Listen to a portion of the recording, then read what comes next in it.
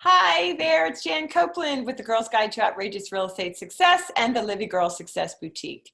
This is in our September series on life transformations. And today I have with me my friend Jen Plessis, and she is an international speaker and author and lifestyle business coach. And she's amazing. I've known her for many, many years.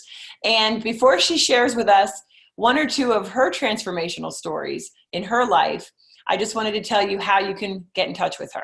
It's jenduplessis.com. And I'm going to actually have that in the comments here, so we don't spend any more time on that.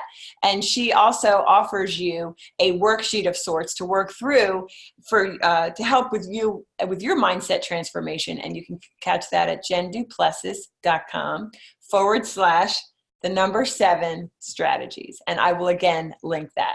So the way that we're doing this, as you know, is that I'm not going to be an interviewer. I am introducing each of our 30 awesome ladies, and then they are going to share from their heart. And the purpose of this, again, is to really inspire you that you can do anything that you put your mind to. And no matter what you're going through right now, life is all about transformations. So without further ado, Jen, please tell us from your heart one or two of your life transformation stories. Well, thank you. Thank you so much, Jan. I'm so delighted to be here today, and I love sharing with people stories. You know, we all have a story.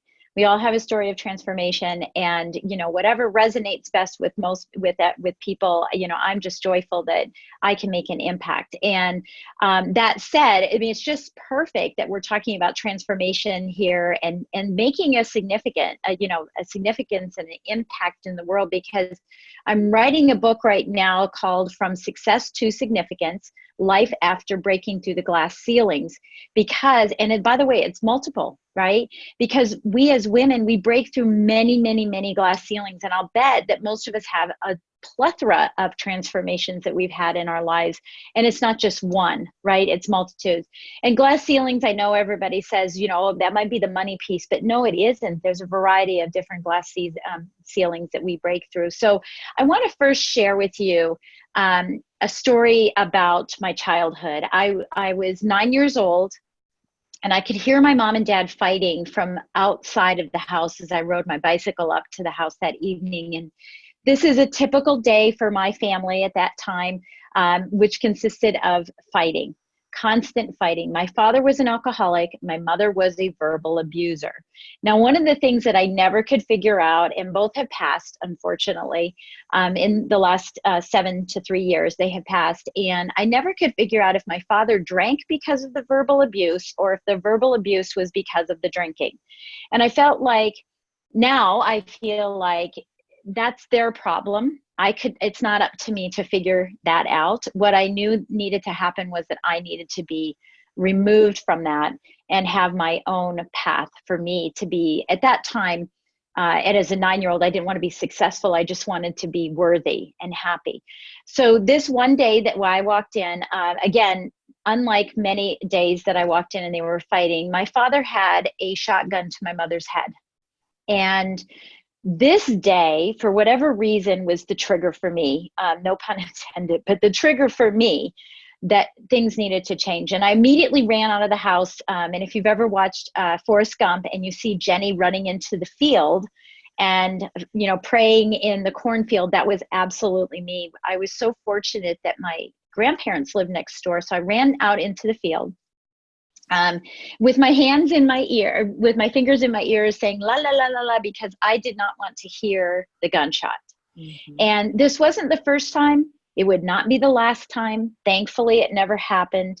But I'm kneeling in this field, this cornfield, and I'm feeling the cold dirt and I'm feeling the hot sun on my face, and I'm smelling all these veggies that were my snacks. That we couldn't afford anything, so I had to go out into the field and get snacks, cherry tomatoes and rhubarb raw and everything. That was how I had my snacks after school.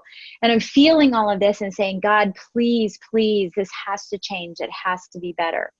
Now, what you don't know about this story is that I'm one of 37 first cousins, and all of my uncles, two of my uncles had nicknames for all of us. So it was Dan the Man and Gene the Machine, but they gave me Jenny who ain't got a penny. And of course I didn't understand it. So I carried a penny in my shoe and I'd hold it up every time and say, no, I have a penny. I thought it was a joke, right? Until the day that my uncle said to me, you know, Jenny, you're going to be just like your family. You're going to be worthless. You're going to be an alcoholic. You're going to smoke. You're never going to make it to anything. You're going to be not successful in your business. And so that influence that I walked around with all the time, combined with this constant fighting, this day changed my life. And that was the day that I said, you know what? I'm going to prove to these people, these guys, that I'm going to prove to them that I can be successful, doggone it. And so I started off in a quest for perfection. I was going to be perfect in everything I did, because if I was perfect in everything I did, I was bound to be successful. So I had perfect grades. I was pre-med for cardiology. I was a cheerleader, and I was the best cheerleader, and I was state champion tennis player, and I received a scholarship for soccer, and I was runner-up Miss Colorado. And, if I could be perfect in every area, I was going to be perfect.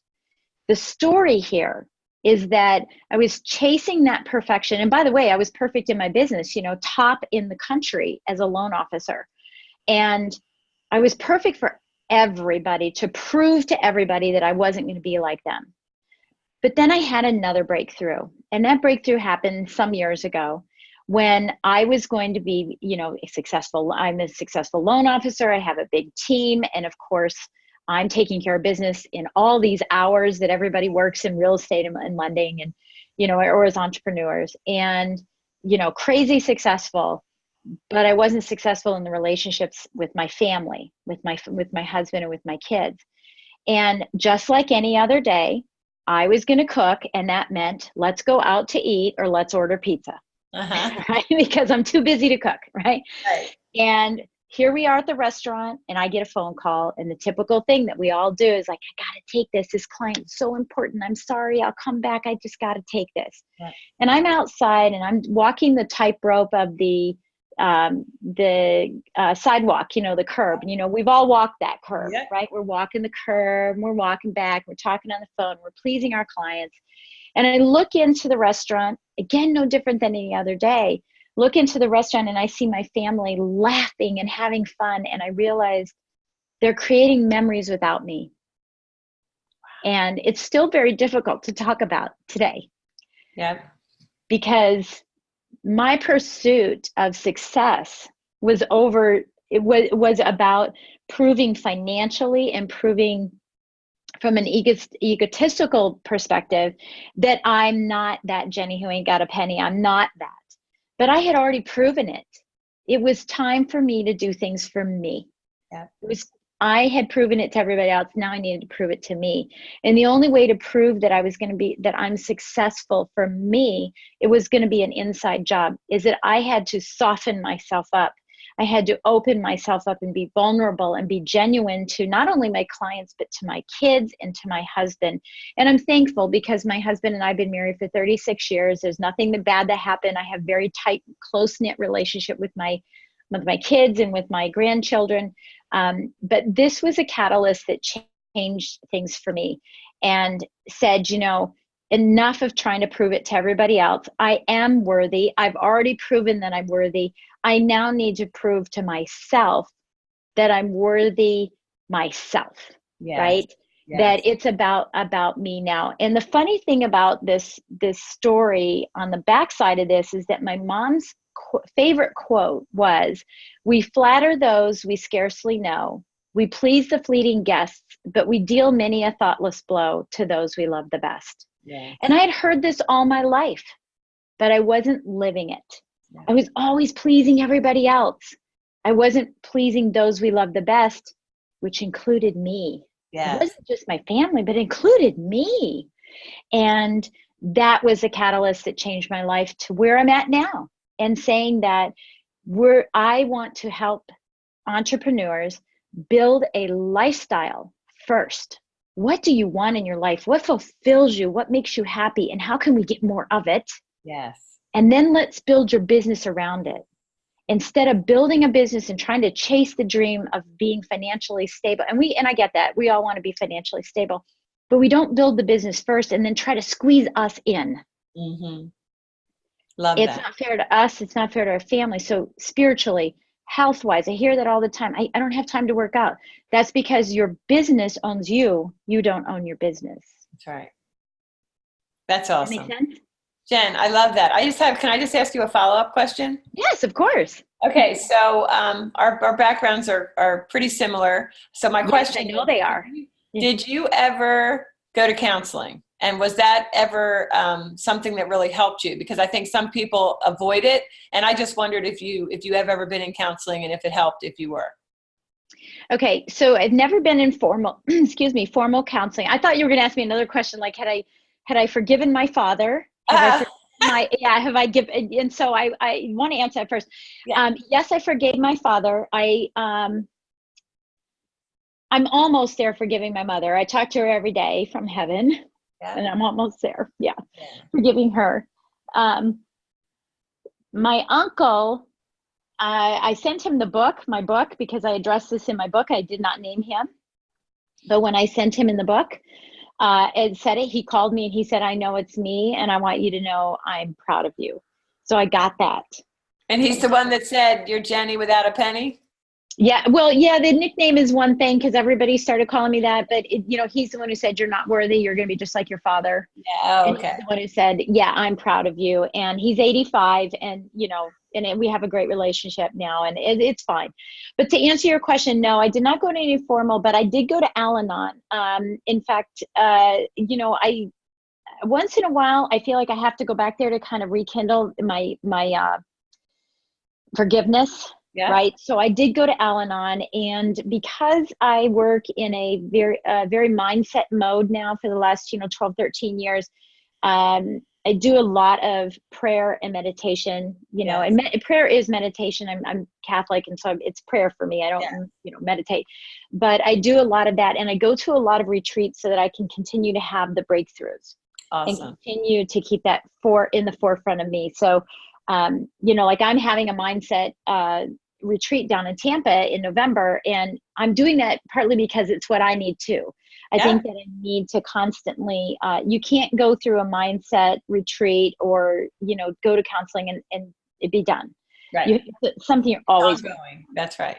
Well, Jen, thank you so much. And I know that both your stories, which are related, are going to really inspire people. Thanks for joining me in our series on life transformation, and we'll talk to you soon. Thank you so much. It was a pleasure. Thank you, Jen. Have a great day.